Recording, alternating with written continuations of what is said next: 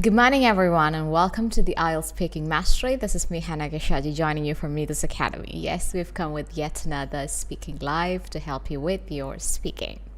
Okay, so how are you all doing? It's a beautiful Monday morning. Are you all in a mood to learn? Okay, so in IELTS Speaking Mastery, we're actually dealing with part 1 questions, and we'll be taking questions on different topics and discussing the answers. We'll be giving you different ways of answering a particular question and the synonyms for the words in the question and things like that. And we'll be giving you an overall idea about that topic so that whatever is asked related to that topic, you will be able to give a good answer. And as far as your speaking is concerned, I always tell you that practice is very important, and how you practice is also important. It's not like you're listening to a lot of things and you're going for your exam. If you want to improve your speaking, you need to have equal amount, or not equal, have the perfect combination of listening and speaking. So you need to listen at the same time. You need to speak and practice as well, okay? Only if you do that consistently will that happen. I've even told you, even on weekends, if you're preparing for an exam, even on weekends, even on holidays, you will be doing something related to that subject, whether it be your IELTS preparation, whether it be your OET preparation, any preparation, you'll be doing something related to that, even on weekends or on holidays, because that's how you stay in touch with that particular thing. And speaking, especially, I've told you there's something called muscle memory. It takes some time to build that, and once you build that, you need to keep practicing to keep that.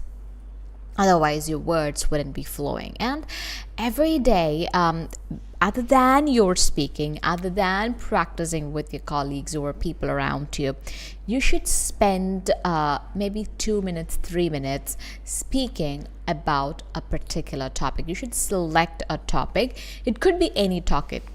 It could be something related to politics if you're into politics. It could be about something else, maybe like your everyday things, cleanliness, hygiene, or something of food, diet, things that you actually love. You can talk about those things for about 5-10 minutes, or not 5-10 minutes, I would say. And as you go, you can do that, but just 2 minutes or 3 minutes or 1 minute. Just speak about it continuously without breaking. Your aim is to speak about that topic or for 2 minutes continuously without any breaks in between. So you should train yourself for that, and then I'm sure that would improve your fluency, your confidence, and no matter what topic is asked, you'll be able to say something about that, which is going to help you a lot, especially with your part 2. And part 1 is actually not very difficult for many students, but there are students who are still struggling with their part 1, and that's why we are keeping aside a separate session for part 1 as well, because you hear the question and different people have different problems. For example, some people don't get what to say. Some others have ideas in their head but finding it hard to articulate it because they don't know the language well. Some other people, they have the idea, they are able to articulate, but they're not able to have that fluency, or they're not able to use right words. They're having problems with grammar.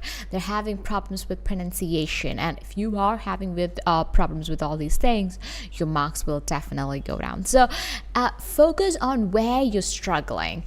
If you are somebody who's struggling with your pronunciation, focus on that part. It's just about correcting some kind of sounds and words. For example, for a quick example that I can give you is about the letter T. A lot of people pronounce it as the sound instead of the t sound. So those are tiny little mistakes, but when you say that in a word, it confuses the listener, okay?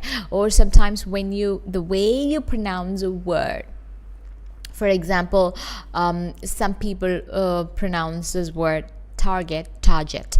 So those kind of errors, you have to correct it, and you need the help of a trainer to correct such mistakes, okay? So you need someone's help to correct those mistakes because you wouldn't know if you're pronouncing that word correctly or not.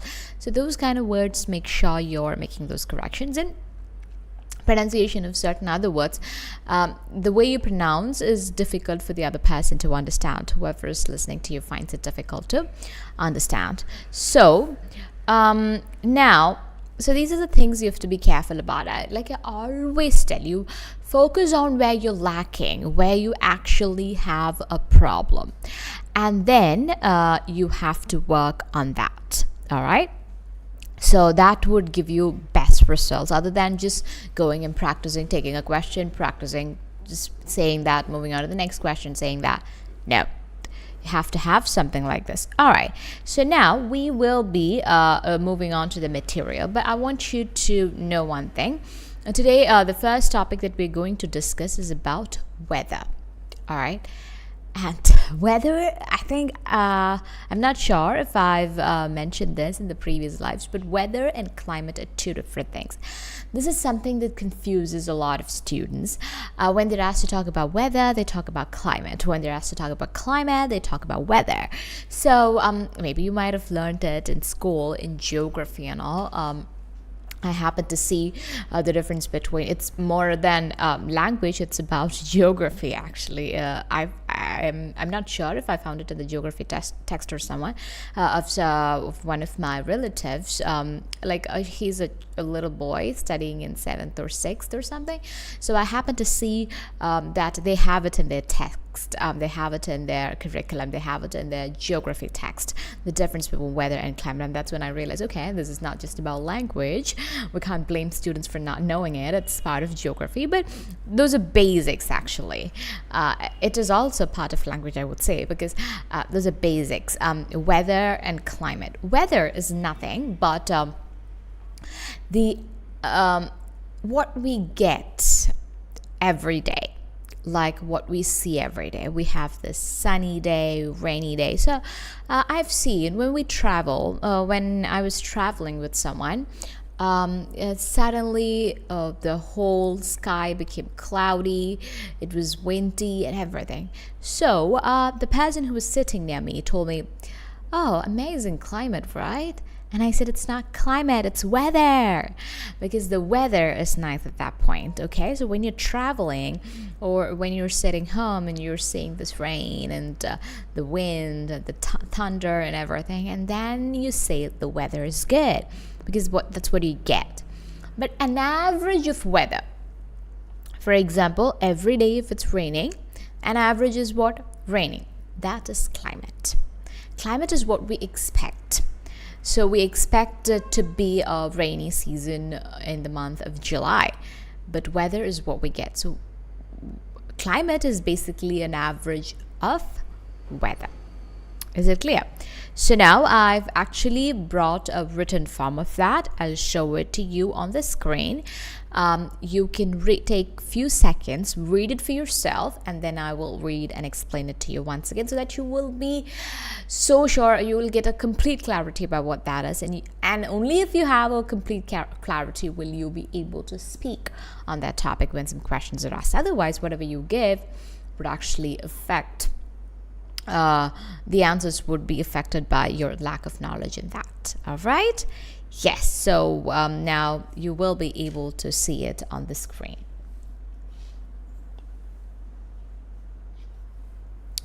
Okay, so it's about weather. Take few seconds to read it. I want you to read and try to understand it.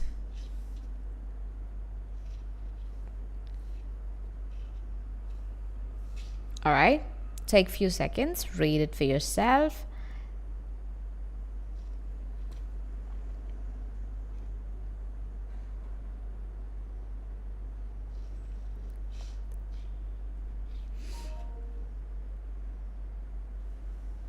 Okay.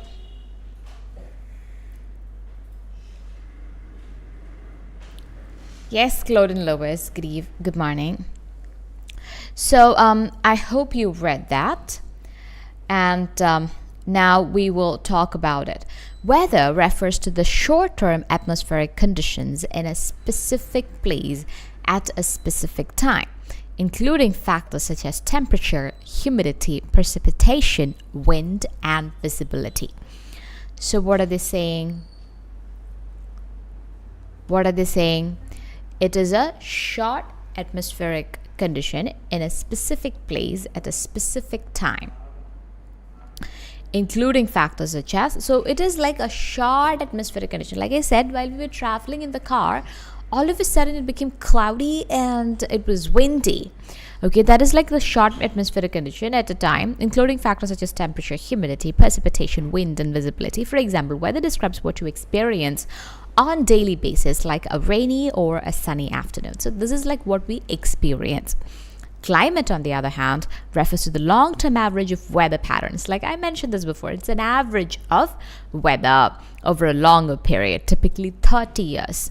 So average of the weather over a period of like 30 years, it is rainy during these months. Okay, then that is the climate. In July, we expect it to be rainy. For a specific region, it includes the averages and variations of temperature, precipitation, and other atmospheric elements. Climate gives you an idea of what to expect over seasons and years, such as typical winter temperatures in a particular area or the average annual rainfall. In summary, weather is what you get day to day, while climate is what you expect based on long-term trends and patterns. So weather is what we're getting here. Climate is what we expect. Okay. Now, I think it's clear. So when you're asked about weather, you should talk about weather and not climate. Okay? Yes. And now let's move on to the questions. First question on weather. What's the weather like where you live? What's the weather like where you live? How will you answer this question? What would you say? The weather in my place, you can say that, or weather in the place where I live, or we have beautiful weather in the place I live, or we have a beautiful weather in my place, or I have a beautiful weather in my place. It's mostly sunny, not too hot. It's like manageable. Sometimes we get rains as well, but it's mostly sunny and humid. Sometimes it gets really hot and it's really hard to survive, but otherwise it's perfectly fine, and I love the weather in my place. Okay, let's see the answer. I live in Kochi, and where the weather is generally humid with occasional rain. Recently, we've been experiencing a lot of rain. Most of the time, it's extremely hot and humid, making it difficult to manage without an AC. The temperature only drops when it rains. Okay, just giving an overall idea about it. The weather in the place I live is humid with occasional rain, and we've been experiencing a lot of rain recently. Most of the time it's extremely hot and humid, making it difficult to manage without an AC. The temperature only drops when it rains. Okay, next one. Do you prefer cold or hot weather? Do you prefer cold or hot weather? Yes, hi, Clarina Fernandez. You can say, so there are two ways of answering it, or I would say multiple ways of answering this question. You could either say, basically, I love cold weather because it keeps me really energetic, and I know it's not the same for a lot of other people, but it's not the case for a lot of people, but I feel really energetic when it's cold, and it's really exciting to be in a cold weather. That's one way of answering. Another way of answering it could be like hot weather. I like hot weather because I can't actually survive in cold weather. Cold weather makes me sick, and hot weather keeps me warm, and I feel happy because it's mostly sunny when it's hot. So I feel really positive when it happens. Or you can even say, I don't prefer any of these weathers. I prefer a moderate weather. I don't like hot weather and cold weather because these extremes, when they go to their extremes, they make us feel really sick and weak and uncomfortable, both mentally and physically. So I prefer a moderate weather that's easy to survive in. All right.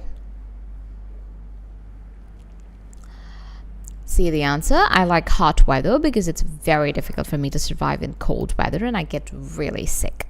I catch colds, fevers, and other infections in cold weather and I hate being sick. Who likes that? Hot weather keeps me in good health, or at least not so bad. We just have to use an AC when it gets really hot.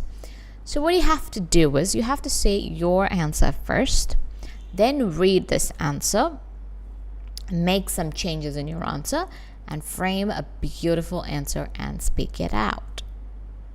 Cool? Yeah. Next one. I prefer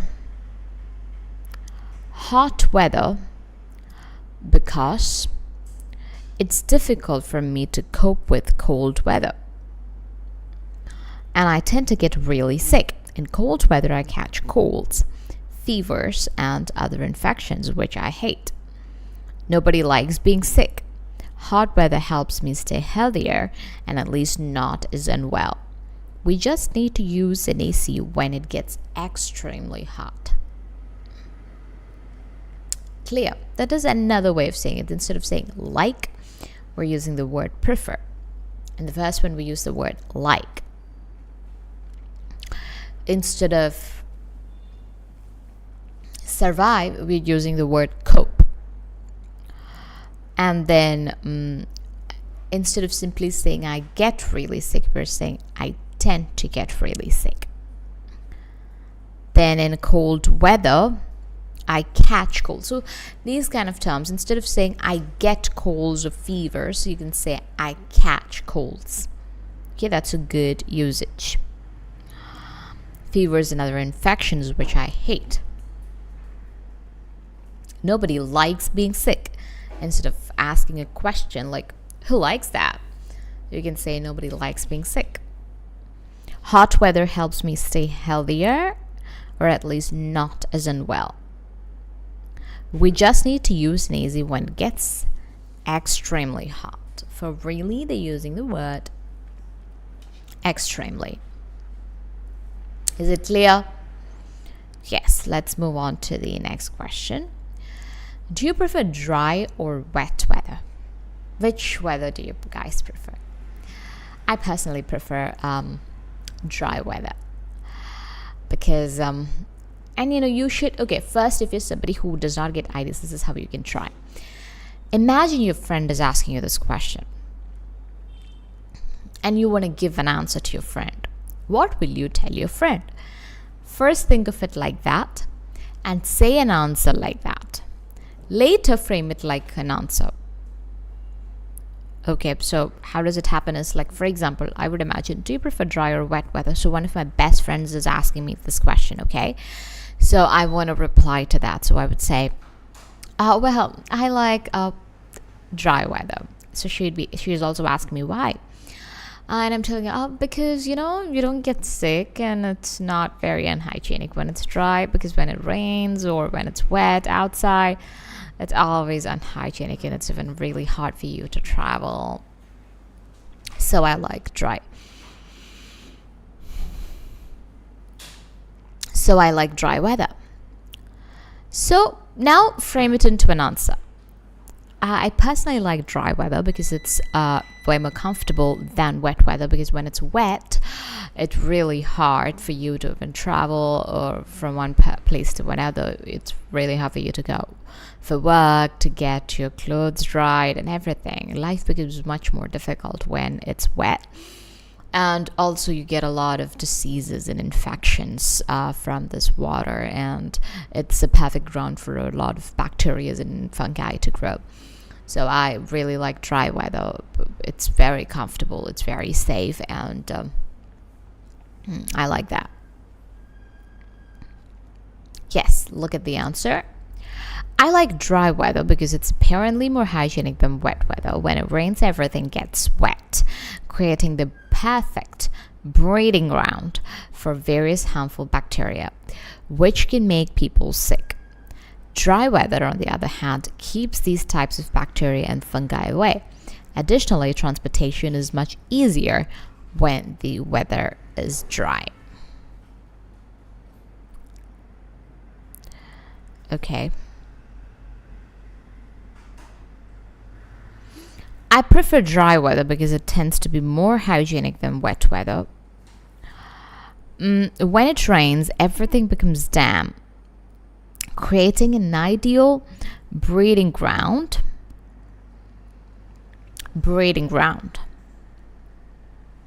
for harmful bacteria, which can make people sick. Dry weather helps prevent the growth of bacteria and fungi.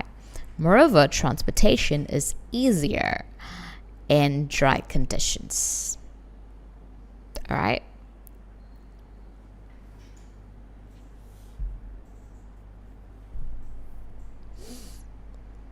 Next one. Are you in the habit of checking the weather forecast? When? How often? Tell me.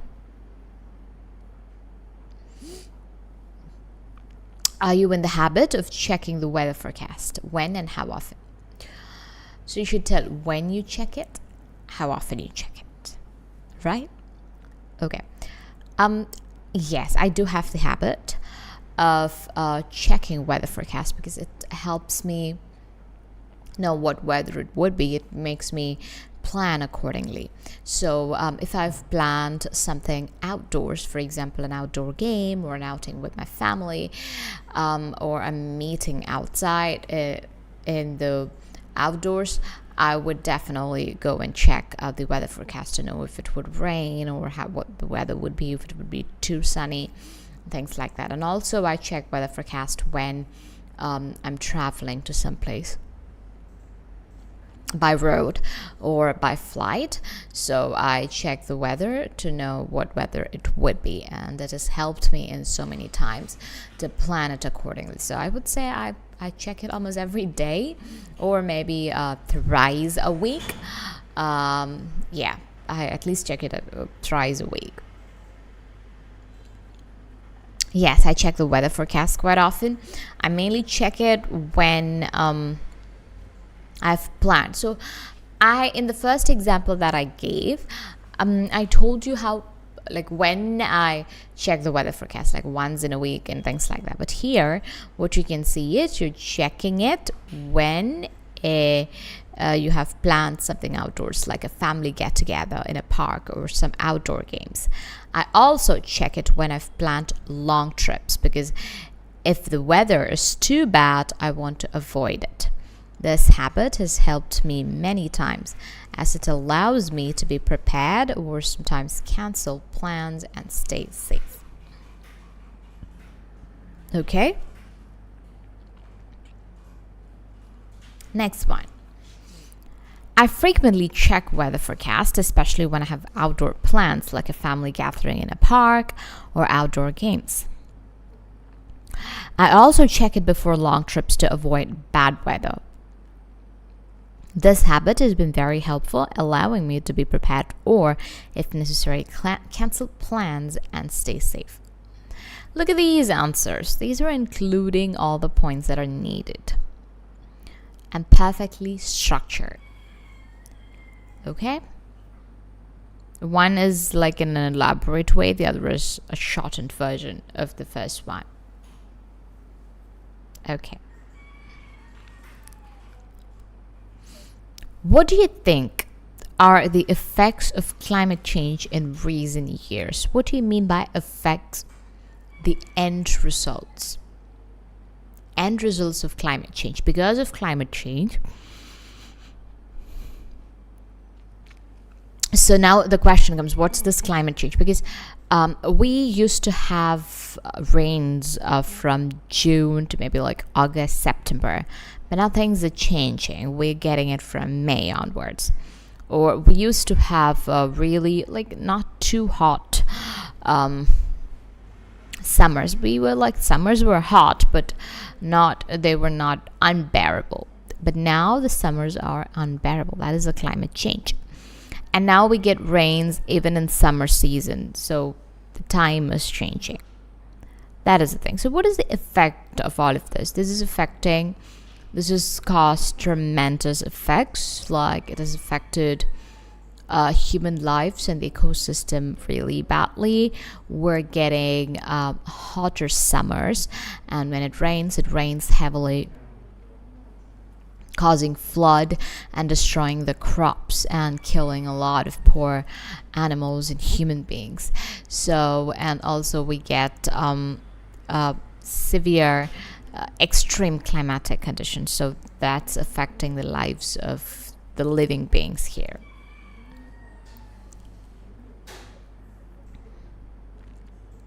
Read the answer. Climate change has brought about numerous changes. Summers have become unbearable, and monsoons often arrive unexpectedly, causing heavy rains that result in significant casualties among people, crops, and animals. Living beings are struggling to adapt to these changes, even though humans have found some comfort through alternatives like air conditioning. The sustainability of this way of life remains uncertain.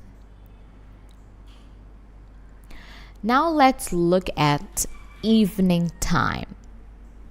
Okay. Do you like the morning or evening?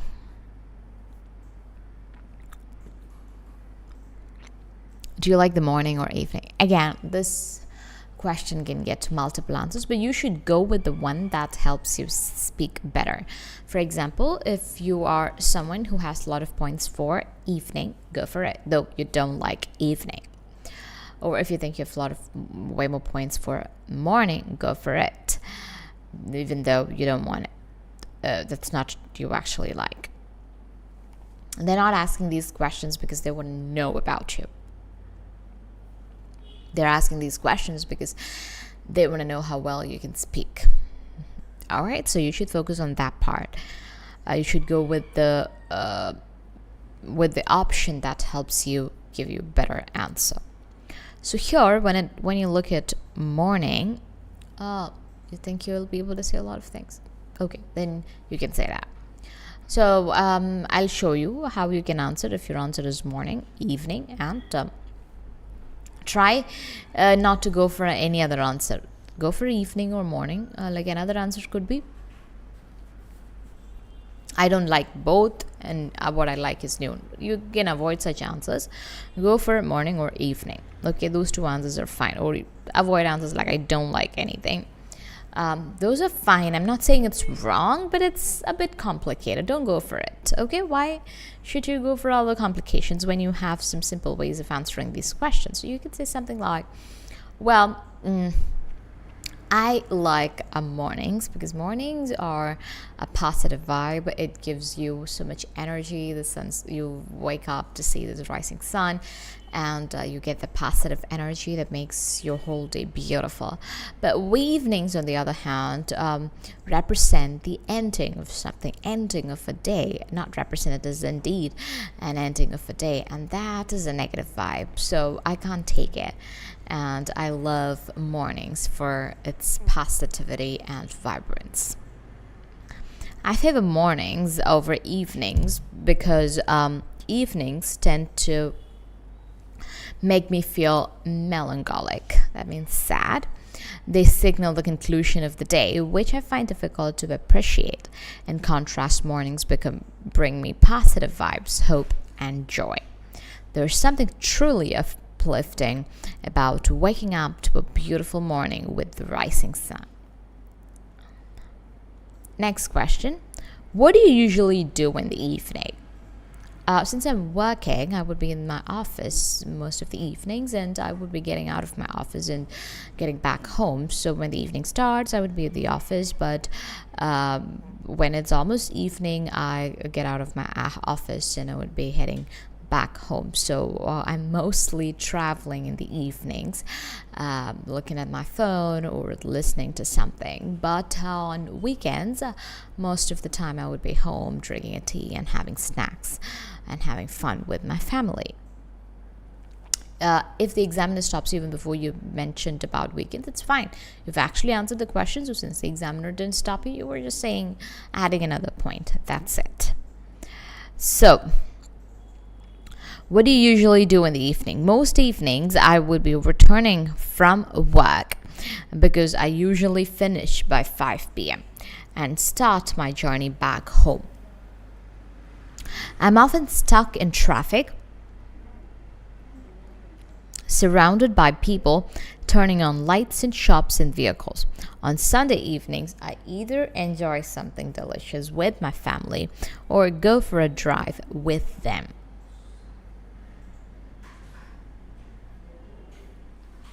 The next question. What did you do in the evening when you were little? Why?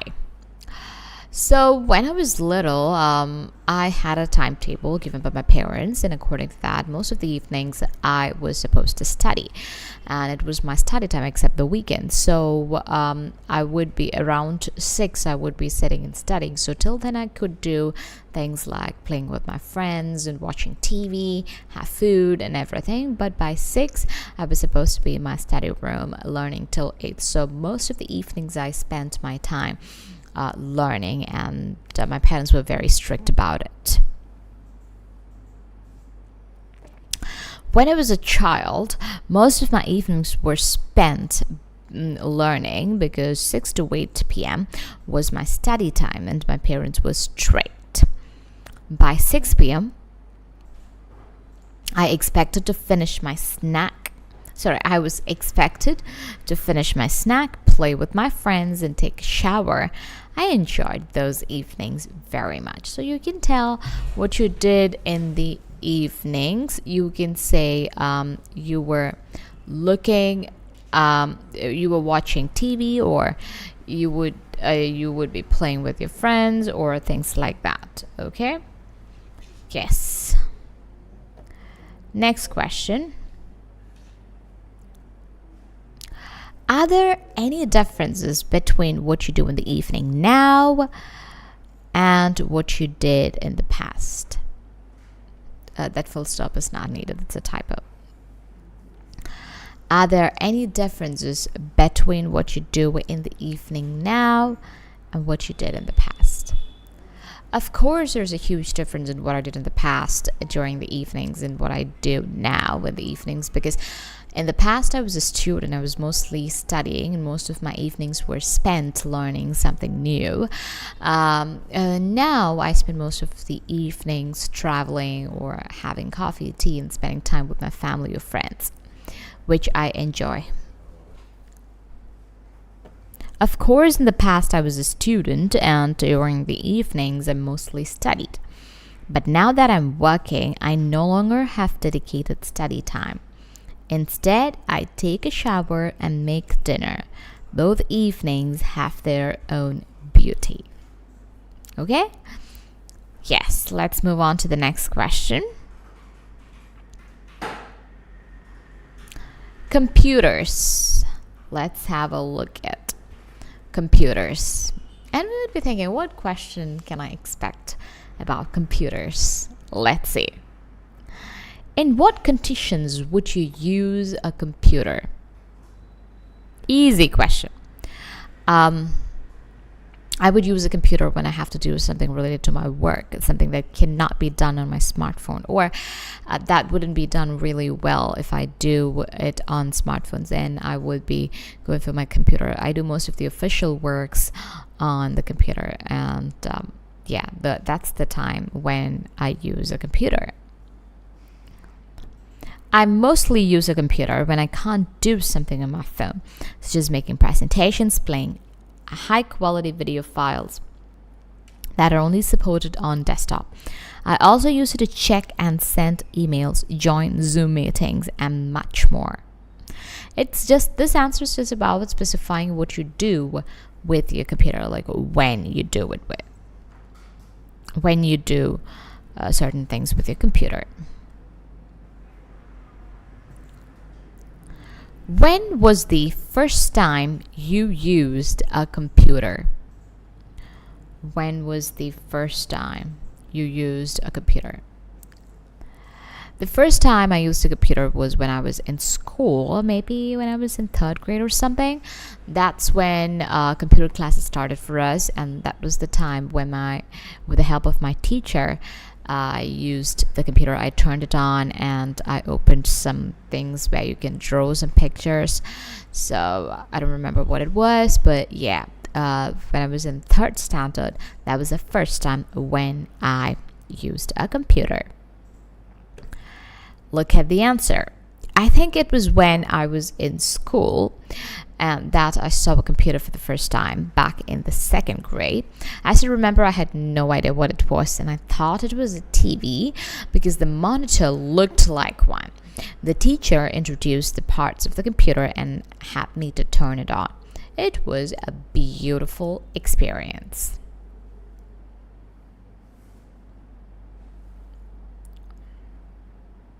Next one. I believe it was during my school days when I first encountered a computer in second grade. I vividly recall not knowing what it was. Initially, I mistook it for a TV because of its monitor. The teacher then introduced me to its components and guided me through turning it on, an experience that left a lasting impression on me. That's a different way of answering the question. There, instead of the word I think, I'm using the word I believe. Saw a computer, encountered a computer. I would say saw is better. I clearly recall, remember. Instead of I still remember, clearly remember. I vividly is a good word that you can use. While you're talking about something you remember. Not knowing what it was. Initially, like at first, I mistook it for a TV. Instead of saying at first I thought it was like a TV, you can say initially I mistook it for a TV. The teacher then introduced me to its components and guided me. Teacher introduced me to the component and guided me through turning it on. An experience that left a lasting impression on me. Or you can simply say it was a beautiful experience. What would your life be like without computers? I'm sure our lives would be stuck without computers. We wouldn't be able to do anything when we would be going back to our primitive lives, because we wouldn't be able to fly, we wouldn't be able to do any of the works that we're doing now, and I'm sure all the software companies will be shut down because they cannot operate without computers, and even the hotel industry would be stuck because most of them are completely dependent on robots and computers. It's hard to even imagine life without computers because they have become an integral part of our lives. I'm certain all IT companies would have to shut down and we would no longer be able to fly. Even the education system would come to a standstill. The whole world would be stagnant without computers. We would revert to primitive lifestyle, focused solely on finding food, eating, and sleeping, with no other activities or businesses. Okay, the same thing that I said is written here. So if you want to refer what I said, you can look at these answers and you can incorporate certain words into your, like in the previous answer I said you can use the word vividly. Then I think, I believe, those kind of things. All right, incorporate those words. Teacher introduced me to all the components and helped me, guided me to turning it on. like the usages that would make you sound a bit more sophisticated, maybe not sophisticated, maybe that would help you sound like you have a hold on the language, and that would give you better score. In what conditions would it be difficult for you to use a computer? I think it would be difficult for me to use a computer when I have no power and also no internet. And even if there is no internet, you'll be able to do some things in it. But I'm sure without power, I wouldn't be able to use a computer. Even if it's a laptop, after 1 or 2 hours, you will have to recharge it. And if you don't have it, you wouldn't be able to recharge it. And I'm sure I wouldn't be able to use it. So when we don't have power. Now I'm going to give you a few questions on collecting things, and you have to answer them on your own. I'm not going to give you a sample written answer, but I'll guide you through. Do you collect things? So how will you answer it? First sentence would be yes or no. So you can say, no, I don't collect things anymore. I used to collect things in the past, but now I don't, because I don't really have time for it, and I don't have a craze for anything to collect and keep it with me. I find it's meaningless, it's senseless and nonsense. Or you can say, yes, I do collect things even as an adult. I love collecting stamps. It's my hobby. It has been my hobby. It has been a hobby since my childhood, and I love collecting them. It gives me some kind of joy.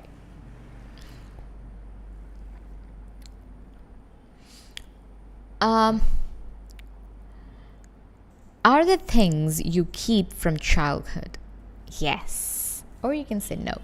If you're saying yes, you can say yes, of course. I do have things I keep from my childhood. There are these cute dresses that I wore when I was a little girl. I still have them with me. And also some pen collections, like some pens that I loved that my dad got me when I was little. I still have those things from me, and my parents tease me for that. I almost keep everything from my childhood. I find it hard to throw away things because I have an emotional connection once I start using something. So it's very hard for me to throw them away, but my parents still tease me for that. Or for that, you can say, I don't keep anything from my childhood because I don't believe in memories. I don't think it's really good to just keep things. You have to either donate it or throw them away. If it could be used by some other people, you can donate it to someone else. So I mostly donate my stuff, so I don't really have anything from my childhood. Would you keep old things for a long time? Why? Yes, I will keep old things for a long time because it's always memories, and I love memories. I love keeping them because when you look at an old thing, it will take you to the kind of things you did with it, the days and the moments you had with it. So it's beautiful. It's more like having pictures. When you have pictures, you can't touch them or feel them, but when you keep things, you're actually touching them, you're feeling them, and you would feel like that's the closest you can be with the moments you had with those objects or things. So I would keep things for a long time. Fourth question, where do you usually keep things you need? Like, I mostly keep the things I need on a table in my room. For example, things like my comb, serum that I need every day, like perfumes, I have a separate table for it. I keep it all in a place where I can easily access. So I don't keep them in a cupboard or something. I just keep it in a place that I can see. And where I can easily access. So for the second question, are there any things that you keep from your childhood? You can also say something like, oh, there are so many things that I keep from my childhood. One such thing is a kitchen set that my dad got me when I was very little. I don't remember what age I was, but that's a clay that's made with clay. So some of them is broken, but I still have the rest of it, and it gives me like a lot of memories. It takes me back to those days when I played it with my dad and my friends and my mother and everyone. And that's a beautiful memory. All right, so these first, what you have to do is you have to try the first almost 12 questions or so. I've given the sample answers for you, like sample answers are given, so written answers are given, so you can try speaking on your own. You can incorporate words from it. You can take sentence structures and how something has to be said, or if you liked some sentences, you can use the same sentences in that and make a beautiful answer on your own. And then try these questions on your own, record it, and listen. Always, I tell you, with your practice, speaking practice has to be something like you're recording it and you're listening, and you will find some mistakes that you're making. Then you can also practice with your trainers. Of course, that will go a long way, but this is something which you can do when you're at home. And always surround yourself with English speaking environment. Always try to be in an English speaking environment, no matter what you're watching, what you're hearing, who you're talking to. Try to speak in English. All right. And I think I've mentioned this even before, that when you're doing something, so earlier I was talking about allotting few minutes for your speaking practice, but now what I can tell you is you can also practice your speaking while you're doing something. Speaking is something which you can do when practice, even while you're doing something. For example, you are driving and you can still speak to yourself, or you're doing something, you're speaking out what you're doing, and then you get stuck when you don't know a word, so you would go online and search what that word is. Okay, so you should do those things. Yes, so we have IELTS Speaking Mastery on every Monday at 10 a.m. So stay tuned for that, and you can also watch it on Neethu's page. Even after that, I'll be discussing new questions every week, so each set of questions would be covered, like at least 2 or 3 topics would be discussed in a live. So you know, when you are having a discussion about it and when you're practicing it, those topics are over, then you can move to the next topic. By the time you go for the exam, you will have covered all the types of questions. Okay, so you would be able to perform better if you're going to get the topic that you've already practiced, because you have already practiced it, you have an idea about it, you would be able to perform much better. And also, if you've practiced different types of questions and so many questions, that itself would give you the confidence and energy to speak on those topics. You would be able to answer questions on any topic. Okay, so that's all for today. We'll meet again in the next live, which will be on next Monday at 10 a.m. Stay tuned. Bye. Till then, take care. Bye-bye, and have a beautiful day ahead.